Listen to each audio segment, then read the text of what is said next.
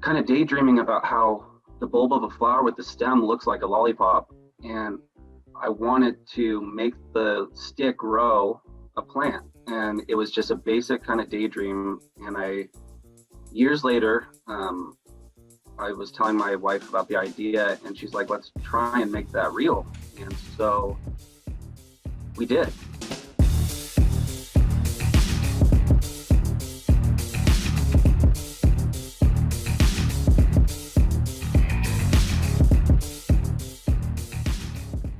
Hi, I'm Terrell Turner, the host of the Business Talk Library, and today I have a great guest on. And this one is very interesting because when I saw it, it's like, a lot of companies are going organic, and it becomes a common thing that you hear. But one of the things you don't usually hear combined is organic and lollipops. So when I saw that, I was like, you know what?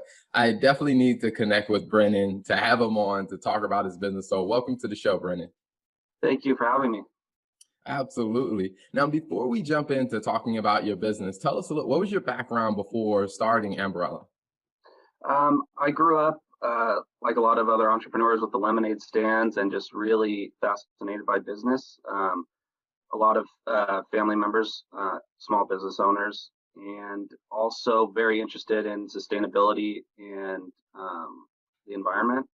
Growing up a surfer in Southern California, surfing one of the most polluted beaches in California, I learned early kind of some of the issues that go along with that. And joining Surfrider Foundation and Heal the Bay and these other nonprofits trying to get the water cleaner, it put at a young age in my mind, how can I help make things better as far as the environment's concerned? And so with that upbringing, I was always looking for the right opportunity to kind of change people's minds about sustainability and combine the two, business and the environment.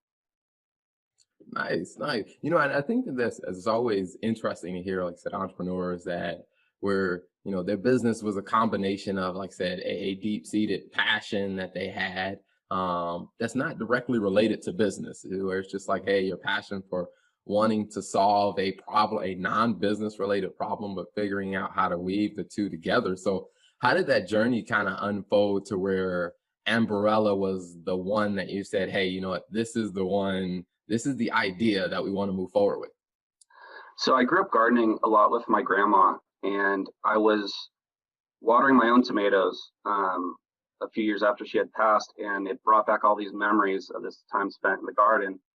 And so I thought, I need to find a way to have grandparents or parents connect with kids and the garden again and create those same memories that I have. And so I was just looking at flowers, and I was kind of daydreaming about how the bulb of a flower with the stem looks like a lollipop. And I wanted to make the stick grow a plant. And it was just a basic kind of daydream. And years later, I was telling my wife about the idea, and she's like, let's try and make that real. And so we did. We saved up money, both she's a journalist, saving up money writing, and I was working a medical job. And eventually we figured out the technology for the stick. We formulated these organic lollipop ingredients that correlate to the stick, and we launched. And we had proof of concept. We did a couple small events to see if people were interested, and people really gravitated towards the idea. And we thought, let's eventually quit our jobs and go full force into this. And it's been a wild ride ever since. Awesome. One of the things I'm curious about is, since this is for many people, this would be an out of the box idea of seeing the two combined. What was that initial experience when you first told, let's say, a stranger about this idea? Like, what was that like? Well, it's definitely not something people could see right away. Really, it took the final product for people to really have it click and get it. But my sister was actually, I told her the idea, and she loved the concept just because probably she loved me and she thought it was cool, but I don't know if she thought it was going to be a real thing ever. Just, but once I told Taylor, her father was an entrepreneur as well. And so she has that mind where it can be more than an idea. Let's make it real. I just didn't have that in me. And she was a huge part in going, let's try and make it real. And then things started snowballing when we were dealing with different materials and different ingredients. And it started to form from this, daydream to a real thing. So, but yeah, I mean, still to this day, when we do events and we explain what it does, if they haven't heard of it, people are kind of, like, does it really do that?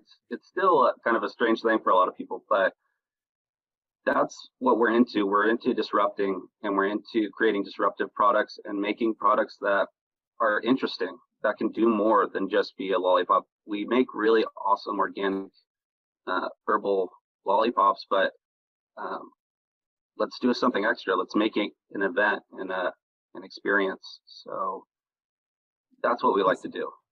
Awesome, awesome. So, another thing I'm curious about is, that journey of going from idea when you get proof of concept to now, building an actual business around, this proof of concept that you have. What was that journey like? Whether it's, from the supply chain aspect to the connecting with customers, what was that part of it like?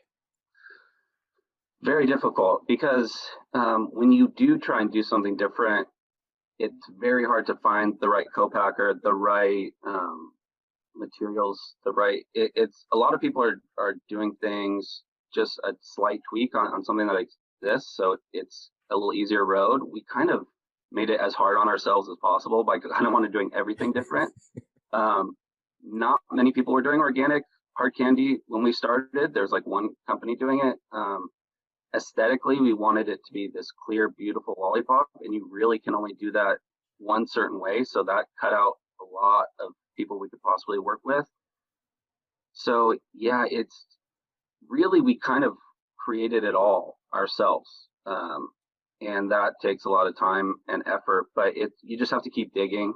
We go to different manufacturer events and look for a co-packer, trying to find someone that we can work with, and you just keep digging. Now with technology, you can find it. It was a lot of digging, a lot of doing things ourselves, and just figuring it out. Gotcha, gotcha. Now, how many years are you into the business at this point? 4 years. 4 years. Okay, awesome. And that is a huge accomplishment because, I think that sometimes when I talk to different entrepreneurs and, they may say, well, my business isn't growing, 10x year over year. And it's just like, the fact that you're actually still in business is a huge accomplishment because there are a lot of companies that don't make it past 1 year or 2 years. So that is congratulations on being 4 years in. Thank you.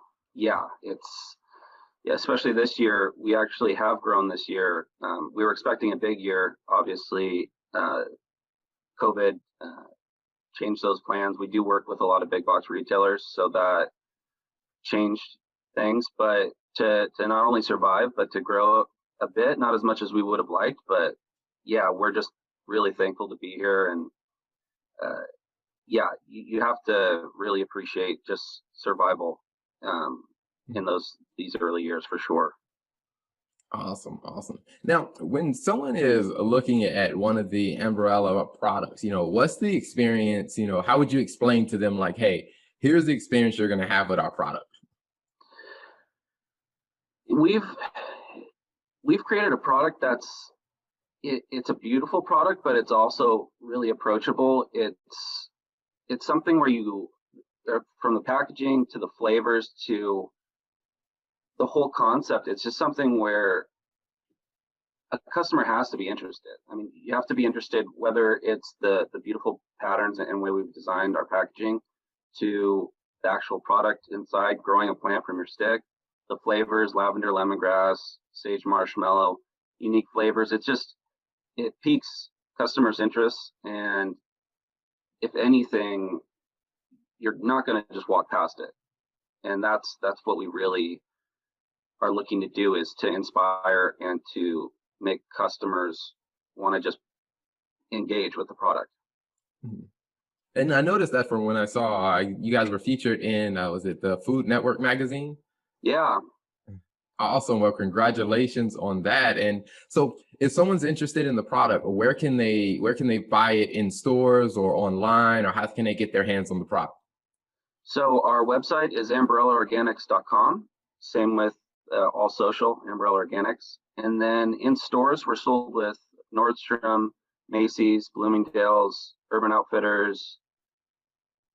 Those are the big box that have us in stores right now. And then once COVID, we kind of have an idea of where we're headed. There's a lot more in-store things that we're going to be doing. There's just, for the next few months, I think a lot of brick and mortar are being a little hesitant and kind of, gauging the waters and seeing what it's going to look like this spring and summer as far as customers in their stores. Awesome. Awesome. Well, before we wrap up, one question I like to ask every guest that comes on is, when you think about your journey and you think about, just kind of how you've navigated that and where that's been, what are 2 lessons that you've learned that you think, other business owners, this might actually help other business owners to hear this? I think the big thing is going in, know what you want and stick to that.